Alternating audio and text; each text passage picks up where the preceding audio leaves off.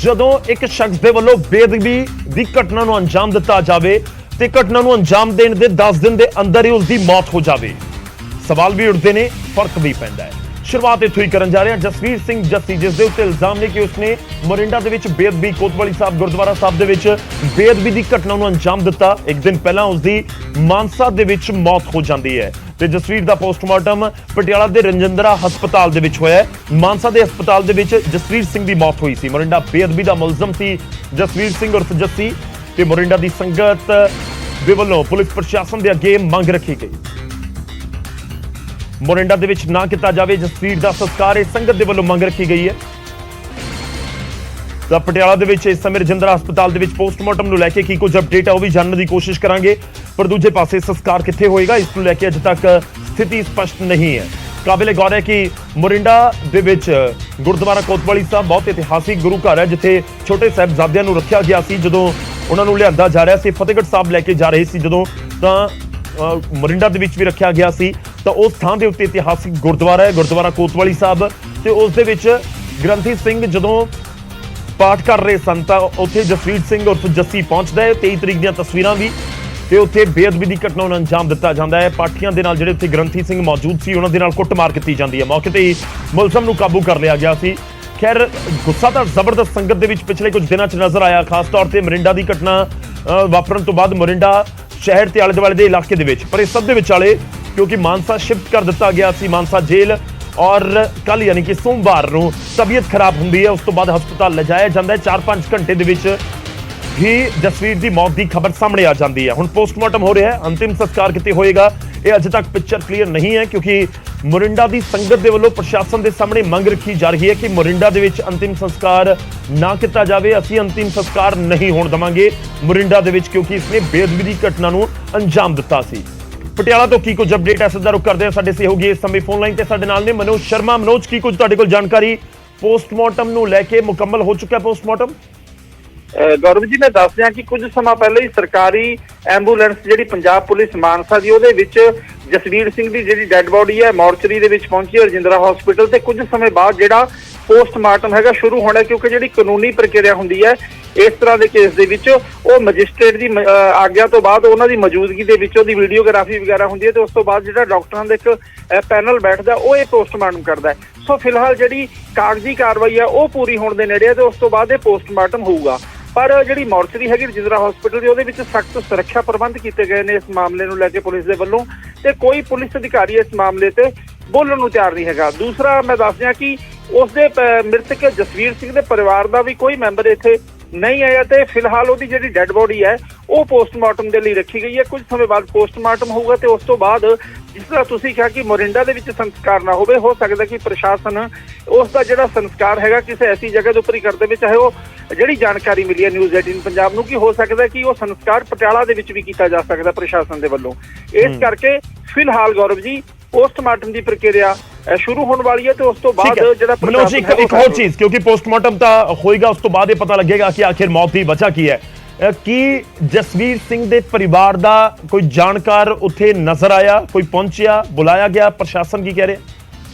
जी मैं वही गल कहा कि प्रशासन दे वल्लों इस बारे कोई भी मीडिया नाल जानकारी साझा नहीं की गई, पर असीं उत्थे मौके ते मौजूद हाँ। हजे तक गौरव जी उहदा कोई भी परिवारक मैंबर, कोई जानकार या दोस्त मित्र भी उस जगह के उपर जिथे दा पोस्टमार्टम होना नहीं पहुंचया। तो कुल मिला के प्रशासनिक अधिकारी ने जिहड़े डिप्टी माफ करना डिप्टी ने DSP ने सिंगला मिस्टर सिंगला उत्थे पहुंचे सीगे ते उन्होंने संजीव सिंगला ने सारी जिहड़ी उत्थे दी देख रेख हैगी ओह कीती है, पुलिस तैनात की गई है। ते कुछ समय बाद जो पोस्टमार्टम मुकम्मल हो जाऊगा फिर संस्कार के बारे भी प्रशासन फैसला लऊगा, पर कोई भी परिवारक मैंबर, जानकार, रिश्तेदार उत्थे उसका नहीं पहुंचा। जी शुक्रिया, तुसीं नजर बनाई रखो, अगे भी अपडेट तुहाडे तों लैंदे रहांगे। फिलहाल दे लई धन्नवाद। तां मनोज दस रहे ने पटियाला तो इस समय जानकारी कुछ ही पलों के पोस्टमार्टम की जी प्रक्रिया शुरू होएगी। मॉर्चरी के डेड बॉडी लियांदी गई एंबूलेंस के जरिए और उस तो बाद क्योंकि एक बहुत सीरीयस इशू है, संवेदनशील मुद्दा, इस करके बहुत जोड़े बड़े अधिकारी ने भी उत्थे पहुंचणगे। जिवें मनोज जिक्र कर रहे थे कि मैजिस्ट्रेट की देख रेख के कहा जा रहा है कि पोस्टमार्टम होगा। इस सब के विचाले तख्त श्री केसगढ़ साहब के जथेदार के वलों भी एक बयान दिता गया। मोरिंडा बेअदबी के मुलजम जसवीर के नाल जुड़िया होया बयान है ते जथेदार अकाल तख्त श्री केसगढ़ साहब दे कह रहे हैं ਕਿ ਜਸਵੀਰ ਦੀਆਂ ਅੰਤਿਮ ਰਸਮਾਂ ਦੇ ਵਿੱਚ ਕੋਈ ਸ਼ਾਮਿਲ ਨਾ ਹੋਵੇ, ਕੋਈ ਰਾਗੀ ਜਾਂ ਪਾਠੀ ਸਿੰਘ ਨਾ ਜਾਵੇ। ਇਹ ਗਿਆਨੀ ਰਘਬੀਰ ਸਿੰਘ ਦੇ ਵੱਲੋਂ ਸਟੇਟਮੈਂਟ ਦਿੱਤੀ ਗਈ। ਮੋਰਿੰਡਾ ਬੇਅਦਬੀ ਮਾਮਲੇ ਦਾ ਮੁਲਜ਼ਮ ਸੀ ਜਸਵੀਰ ਸਿੰਘ ਉਰਫ ਜੱਸੀ, ਜਿਸ ਦੇ ਉੱਤੇ ਇਲਜ਼ਾਮ ਬੇਅਦਬੀ ਦੇ ਲੱਗੇ। ਤਸਵੀਰਾਂ ਸਾਹਮਣੇ ਆਈਆਂ, ਹਰ ਕਿਸੇ ਨੇ ਦੇਖੀਆਂ। ਬਹੁਤ ਗੁੱਸੇ ਦੇ ਨਾਲ ਲੋਕ ਜ਼ਰੂਰ ਭਰੇ ਨੇ, ਪਰ ਇਸ ਸਭ ਦੇ ਵਿਚਾਲੇ ਜਿਸ ਦੇ ਉੱਤੇ ਇਲਜ਼ਾਮ ਸੀ ਜਾਂ ਜਿਸ ਨੇ ਉਸ ਪੂਰੀ ਘਿਨੌਣੀ ਵਾਰਦਾਤ ਨੂੰ ਅੰਜਾਮ ਦਿੱਤਾ ਸੀ, ਉਸ ਦੀ ਮੌਤ ਹੋ ਚੁੱਕੀ ਹੈ। ਪਰ ਹੁਣ ਤਖਤ ਸ੍ਰੀ ਕੇਸਗੜ੍ਹ ਸਾਹਿਬ ਦੇ ਜਿਹੜੇ ਜਥੇਦਾਰ ਨੇ ਗਿਆਨੀ ਰਘਬੀਰ ਸਿੰਘ, ਉਹਨਾਂ ਦੇ ਵੱਲੋਂ ਇਹ ਕਿਹਾ ਜਾ ਰਿਹਾ ਕਿ ਕੋਈ ਵੀ ਅੰਤਿਮ ਰਸਮਾਂ ਦੇ ਵਿੱਚ ਜਸਵੀਰ ਸਿੰਘ ਦੀਆਂ ਕੋਈ ਵੀ ਅੰਤਿਮ ਰਸਮਾਂ ਦੇ ਵਿੱਚ ਸ਼ਾਮਿਲ ਨਾ ਹੋਵੇ, ਅੰਤਿਮ ਸੰਸਕਾਰ ਦੇ ਵਿੱਚ ਕੋਈ ਸ਼ਾਮਿਲ ਨਾ ਹੋਵੇ, ਕੋਈ ਪਾਠੀ ਕੋਈ ਰਾਗੀ ਵੀ ਨਾ ਜਾਵੇ। ਉਸ ਦੁਸ਼ਟ ਦੀ ਕੱਲ ਦੀ ਮੌਤ ਹੋ ਚੁੱਕੀ ਹੈ। ਸਮੁੱਚੀਆਂ ਸੰਗਤਾਂ ਨੂੰ ਇਹ ਅਪੀਲ ਕੀਤੀ ਜਾਂਦੀ ਹੈ ਕਿ ਇਸ ਦੁਸ਼ਟ ਦੇ ਅੰਤਿਮ ਸੰਸਕਾਰ ਵਿੱਚ, ਅੰਤਿਮ ਰਸਮਾਂ ਵਿੱਚ ਕੋਈ ਵੀ ਗੁਰੂ ਗ੍ਰੰਥ ਸਾਹਿਬ ਜੀ ਮਹਾਰਾਜ ਨੂੰ ਗੁਰੂ ਮੰਨਣ ਵਾਲਾ ਬਿਲਕੁਲ ਸ਼ਾਮਲ ਨਾ ਹੋਵੇ ਔਰ ਇਹਦੀਆਂ ਅੰਤਿਮ ਰਸਮਾਂ ਗੁਰਮਤਿ ਰਹੁ ਰੀਤੀ ਦੇ ਅਨੁਸਾਰ ਬਿਲਕੁਲ ਨਾ ਕੀਤੀਆਂ ਜਾਣ। ਸਾਰੇ ਰਾਗੀ ਸਿੰਘਾਂ ਨੂੰ, ਪਾਠੀ ਸਿੰਘਾਂ ਨੂੰ, ਗ੍ਰੰਥੀ ਸਿੰਘਾਂ ਨੂੰ, ਕਥਾਵਾਚਕ ਸਾਹਿਬਾਨਾਂ ਨੂੰ, ਪ੍ਰਚਾਰਕ ਸਾਹਿਬਾਨਾਂ ਨੂੰ ਬੇਨਤੀ ਕੀਤੀ ਜਾਂਦੀ ਹੈ ਕਿ ਕੋਈ ਵੀ ਇਸ ਦੁਸ਼ਟ ਵਿਅਕਤੀ ਦਾ ਅਖੰਡ ਪਾਠ ਨਾ ਕਰੇ ਔਰ ਕੋਈ ਇਸ ਦੀ ਅਰਦਾਸ ਨਾ ਕਰੇ। ਤਾਂ ਅੰਤਿਮ ਰਸਮਾਂ ਦੇ ਵਿੱਚ ਕੋਈ ਸ਼ਾਮਲ ਨਾ ਹੋਵੇ ਕਿਹਾ ਜਾ ਰਿਹਾ। ਖੈਰ 23 ਤਰੀਕ ਦੀ ਸਵੇਰ ਤੱਕ ਜਸਵੀਰ ਦਾ ਪਰਿਵਾਰ ਜਾਂ ਸਭ ਕੁਝ ਉੱਥੇ ਦੁਰਸਤ ਸੀ, ਪਰ ਇੱਕ ਘਟਨਾ ਨੇ ਜਾਂ ਇੱਕ ਕਦਮ ਨੇ ਕਿਸ ਤਰੀਕੇ ਨਾਲ ਪਰਿਵਾਰ ਨੂੰ ਉਜਾੜ ਕੇ ਰੱਖ ਦਿੱਤਾ। ਅਗਲੀ ਖਬਰ ਦਿੱਲੀ ਤੋਂ। ਦਿੱਲੀ ਦੀ ਤਿਹਾੜ ਜੇਲ੍ਹ ਦੇ ਵਿੱਚ ਗੈਂਗਸਟਰ ਟਿੱਲੂ ਤਾਜਪੁਰੀਆ ਦਾ ਕਤਲ ਕਰ ਦਿੱਤਾ ਗਿਆ, ਜਿਸ ਦੇ ਇਲਜ਼ਾਮ ਗੋਗੀ ਗੈਂਗ ਦੇ ਉੱਤੇ ਲੱਗੇ ਨੇ।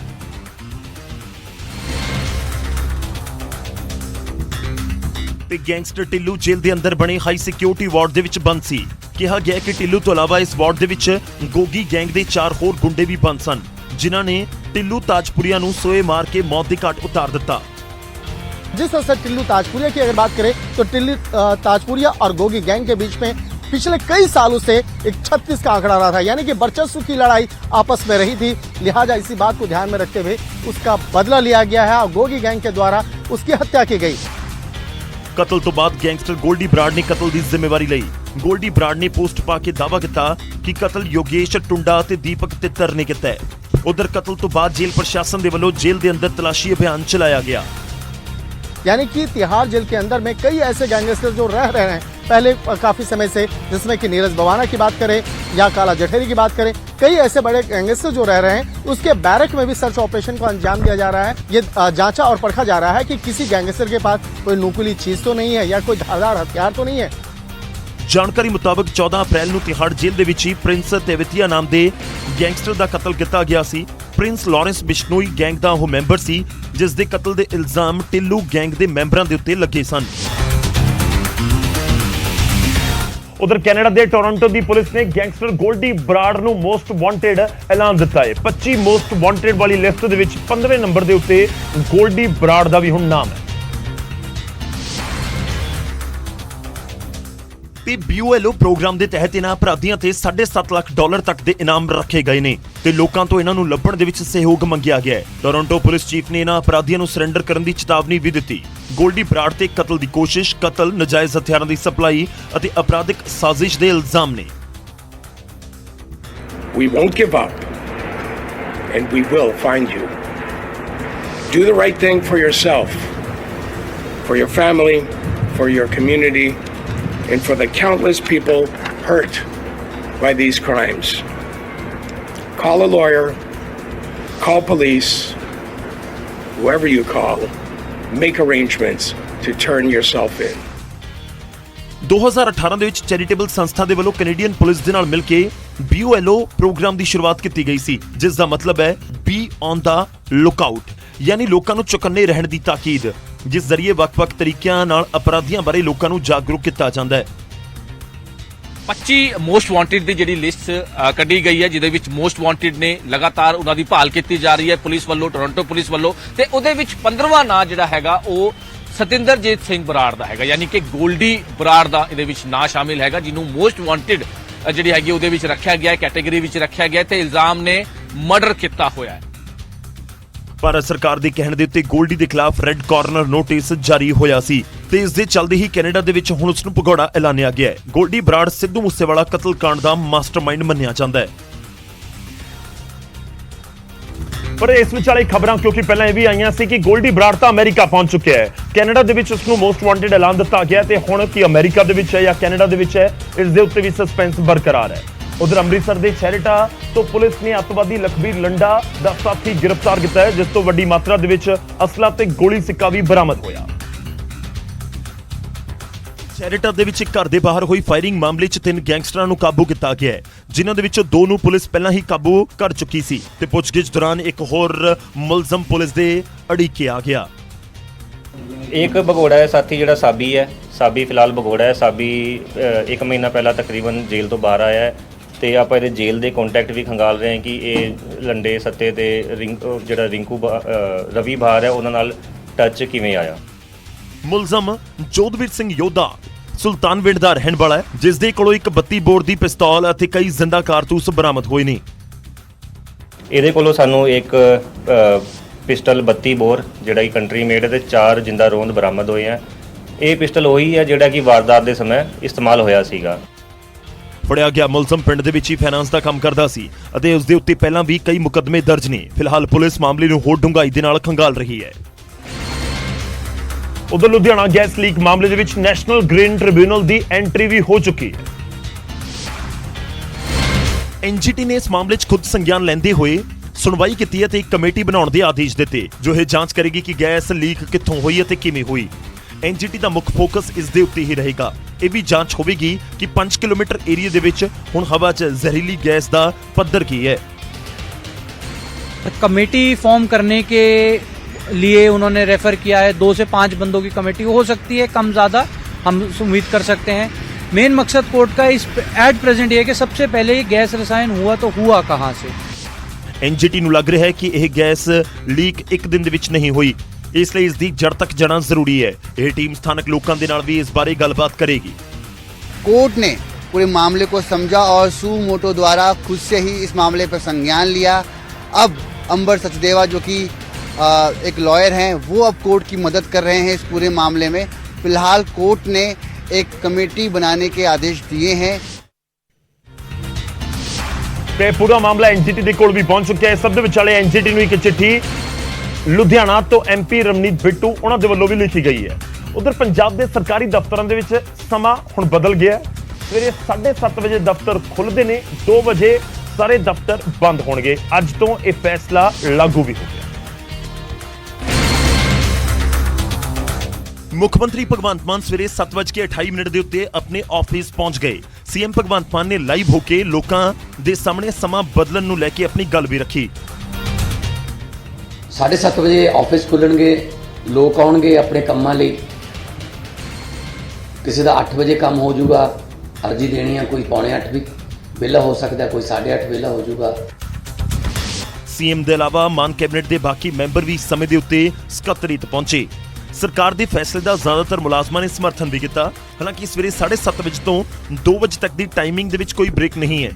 ਇਸ ਗੱਲ ਦੇ ਉੱਤੇ ਇਤਰਾਜ਼ ਜ਼ਰੂਰ ਜਤਾਇਆ ਗਿਆ ਹੈ, ਕਿਉਂਕਿ 1:30 ਤੋਂ 2 ਸਾਡੀ ਬ੍ਰੇਕ ਹੁੰਦੀ ਸੀਗੀ, ਜਿਹੜੀ ਕਾਗਜ਼ਾਂ ਦੇ ਵਿੱਚ ਸੀ ਜਦੋਂ ਜਿਹੜਾ ਟਾਈਮ ਰੈਗੂਲਰ ਟਾਈਮ ਸੀਗੀ, ਤੇ ਜੇ ਟਾਈਮ ਚੇਂਜ ਹੋ ਗਿਆ, ਜੇ 7:30 ਦਾ ਹੋ ਗਿਆ ਤੇ ਉਹ ਟਾਈਮ ਜਿਹੜਾ 10:30 ਤੋਂ 11 ਦੇ ਵਿੱਚ ਬਣਦਾ। ਸੋ ਉਹਦੇ ਵਿੱਚ ਅਸੀਂ ਸਵੇਰੇ ਲਿਖ ਕੇ ਦੇਵਾਂਗੇ ਵੀ ਬ੍ਰੇਕ ਜਿਹੜੀ ਆ ਉਹ ਹੋਣੀ ਚਾਹੀਦੀ ਆ। ਸਰਕਾਰ ਨੇ ਦਫ਼ਤਰਾਂ ਦੀ ਟਾਈਮਿੰਗ ਬਚਾਉਣ ਦਾ ਇਹ ਫੈਸਲਾ ਬਿਜਲੀ ਦੀ ਖਪਤ ਬਚਾਉਣ ਦੇ ਲਈ ਕੀਤਾ ਹੈ। ਸਰਕਾਰ ਦਾ ਦਾਅਵਾ ਹੈ ਕਿ ਇੱਕ ਦਿਨ ਦੇ ਵਿੱਚ ਸਰਕਾਰੀ ਦਫ਼ਤਰਾਂ ਤੋਂ 350 ਮੈਗਾਵਾਟ ਬਿਜਲੀ ਦੀ ਖਪਤ ਘੱਟ ਹੋ ਜਾਵੇਗੀ, ਯਾਨੀ ਇੱਕ ਮਹੀਨੇ ਦੇ ਵਿੱਚ 16 ਤੋਂ 17 ਕਰੋੜ ਅਤੇ 2.5 ਮਹੀਨਿਆਂ ਦੇ ਵਿੱਚ 40-42 ਕਰੋੜ ਦਾ ਫਰਕ ਹੋਵੇਗਾ। ਸਰਕਾਰ ਦੇ ਇਹ ਆਦੇਸ਼ 15 ਜੁਲਾਈ ਤੱਕ ਲਾਗੂ ਰਹਿਣਗੇ। ਤਾਂ ਆਦੇਸ਼ ਲਾਗੂ ਹੋ ਚੁੱਕੇ ਨੇ, ਪਰ ਸਭ ਦੇ ਵਿਚਾਲੇ ਲੰਚ ਬ੍ਰੇਕ ਜਾਂ ਫਿਰ ਬ੍ਰੇਕਫਾਸਟ ਬ੍ਰੇਕ 7:30 ਤੋਂ ਲੈ ਕੇ 2 ਵਜੇ ਦੇ ਵਿਚਾਲੇ ਕੋਈ ਬ੍ਰੇਕ ਨਹੀਂ ਹੈ। ਇਹ ਮੁੱਦਾ ਜ਼ਰੂਰ ਮੁਲਾਜ਼ਮ ਚੁੱਕਦੇ ਹੋਏ ਨਜ਼ਰ ਆ ਰਹੇ ਨੇ। ਖੈਰ, ਜਦੋਂ 7:30 ਤੋਂ 2 ਵਜੇ ਤੱਕ ਕੰਮ ਕਰਨਾ ਪਵੇ ਔਰ ਸਮਾਂ ਬਦਲਿਆ ਜਾਵੇ ਔਰ ਬਿਜਲੀ ਦੀ ਖਪਤ ਦੇ ਲਈ ਅਜਿਹਾ ਕਦਮ ਚੁੱਕਿਆ ਜਾਵੇ ਤਾਂ ਉਮੀਦ ਹੈ ਫਰਕ ਤਾਂ ਜ਼ਰੂਰ ਪਏਗਾ। ਹੁਣ ਗੱਲ ਜਲੰਧਰ ਜ਼ਿਮਨੀ ਚੋਣ ਦੀ ਵੀ। ਜਲੰਧਰ ਜ਼ਿਮਨੀ ਚੋਣ ਦੇ ਵਿੱਚ ਕੁਝ ਹੀ ਦਿਨ ਬਚੇ ਨੇ। ਅਜਿਹੇ 'ਚ ਸਿਆਸੀ ਧਿਰਾਂ ਨੇ ਚੋਣ ਪ੍ਰਚਾਰ ਦੇ ਵਿੱਚ ਪੂਰੀ ਤਾਕਤ ਲਗਾ ਦਿੱਤੀ ਹੈ। ਇਸ ਵਿਚਾਲੇ ਸਾਬਕਾ ਮੁੱਖ ਮੰਤਰੀ ਚਰਨਜੀਤ ਸਿੰਘ ਚੰਨੀ ਚੋਣ ਪ੍ਰਚਾਰ ਉਹਨਾਂ ਦਾ ਇੱਕ ਵੱਖਰਾ ਅੰਦਾਜ਼ ਹੈ। ਵਿਧਾਨ ਸਭਾ ਚੋਣਾਂ 'ਚ ਵੀ ਤੁਹਾਨੂੰ ਨਜ਼ਰ ਆਇਆ ਸੀ। ਜਲੰਧਰ ਜ਼ਿਮਨੀ ਚੋਣਾਂ ਦੇ ਵਿੱਚ ਵੀ ਨਜ਼ਰ ਆ ਰਹੇ। ਇੱਕ ਵੱਖਰੇ ਅੰਦਾਜ਼ ਦੇ ਵਿੱਚ ਚੋਣ ਪ੍ਰਚਾਰ ਜਲੰਧਰ ਦੇ ਵਿੱਚ ਕਰਦੇ ਹੋਏ ਚੰਨੀ ਨਜ਼ਰ ਆਏ। ਤੇ ਸਾਬਕਾ ਮੁੱਖ ਮੰਤਰੀ ਚਰਨਜੀਤ ਸਿੰਘ ਚੰਨੀ ਰਿਕਸ਼ਾ ਚਲਾਉਂਦੇ ਹੋਏ ਨਜ਼ਰ ਆਏ। ਚਰਨਜੀਤ ਚੰਨੀ ਲੋਕ ਸਭਾ ਜ਼ਿਮਨੀ ਚੋਣ ਦੇ ਲਈ ਪਾਰਟੀ ਉਮੀਦਵਾਰ ਕਰਮਜੀਤ ਕੌਰ ਦੇ ਹੱਕ ਦੇ ਵਿੱਚ ਪ੍ਰਚਾਰ ਕਰਨ ਉਤਰੇ ਸਨ ਤੇ ਇਸ ਦੌਰਾਨ ਚੰਨੀ ਨੇ ਜਲੰਧਰ ਦੀਆਂ ਸੜਕਾਂ ਤੇ ਰਿਕਸ਼ਾ ਚਲਾ ਕੇ ਪਾਰਟੀ ਉਮੀਦਵਾਰ ਦੇ ਲਈ ਵੋਟਾਂ ਮੰਗੀਆਂ।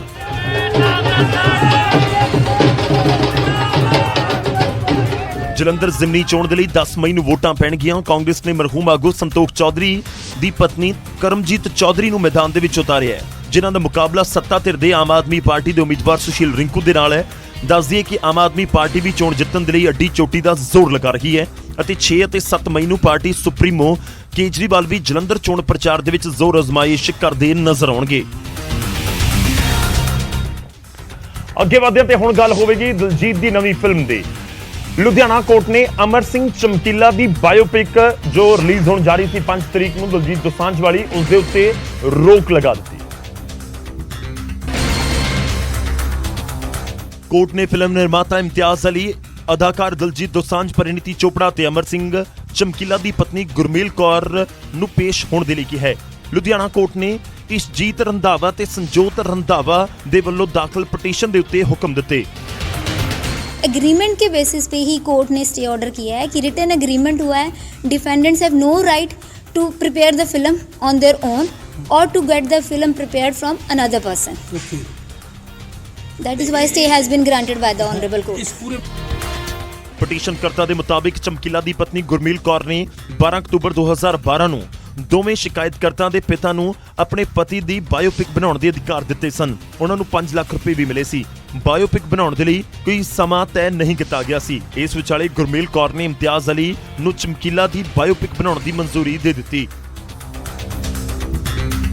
ਤਾਂ ਪੂਰਾ ਮਾਮਲਾ ਨਜ਼ਰ ਆ ਰਿਹਾ ਹੈ ਕਿ ਜਿਹੜੇ ਬਾਇਓਪਿਕ ਬਣਾਉਣ ਦੇ ਅਧਿਕਾਰ ਨੇ 2 ਲੋਕਾਂ ਨੂੰ ਦੇ ਦਿੱਤੇ ਗਏ ਤੇ ਪੂਰਾ ਮਾਮਲਾ ਹੁਣ ਕੋਰਟ ਦੇ ਵਿੱਚ ਵੀ ਪਹੁੰਚਿਆ ਹੋਇਆ। 5 ਤਰੀਕ ਨੂੰ ਰਿਲੀਜ਼ ਹੋਣੀ ਸੀ ਮੂਵੀ, ਫਿਲਹਾਲ ਰੋਕ ਲਗਾਈ ਗਈ ਹੈ। ਇਸ ਸਭ ਦੇ ਵਿਚਾਲੇ ਕੱਲ ਪੇਸ਼ ਹੋਣ ਦੇ ਲਈ ਵੀ ਅਦਾਲਤ ਦੇ ਵਿੱਚ ਕਿਹਾ ਗਿਆ ਦਿਲਜੀਤ ਦੋਸਾਂਝ ਨੂੰ।